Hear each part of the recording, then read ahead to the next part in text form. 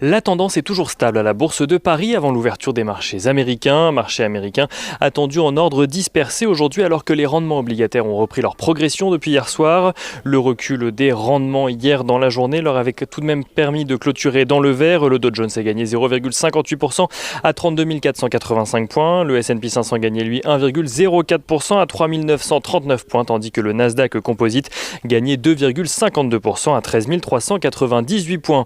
Les rendements obligataires donc qui ont repris leur progression aujourd'hui. Le taux à 10 ans aux États-Unis est à présent aux alentours des 1,59%, tandis que le taux à 30 ans est lui aux alentours de 2,36%. Une flambée des taux alors que le Trésor américain a émis pour 120 milliards de dollars d'obligations cette semaine à 3, 10 et 30 ans.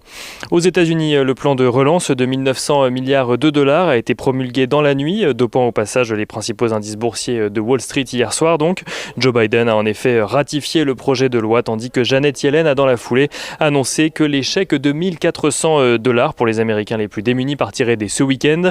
Et États-Unis toujours, Joe Biden a pris la parole à la suite de l'annonce donc de la promulgation du plan de relance afin de faire part de son intention d'accélérer encore la campagne de vaccination avec pour objectif un retour à la vie normale au 4 juillet, date de la fête nationale. En attendant, le président des États-Unis prédit que tous les adultes pourront se faire vacciner à partir du 1er mai.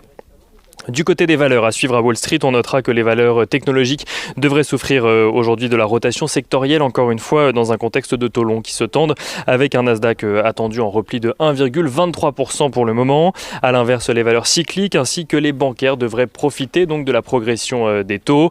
Et on notera également que T-Mobile, qui a fusionné avec Sprint en 2020, anticipe de générer plus de 70 milliards de dollars d'économies grâce aux synergies entre les deux entreprises.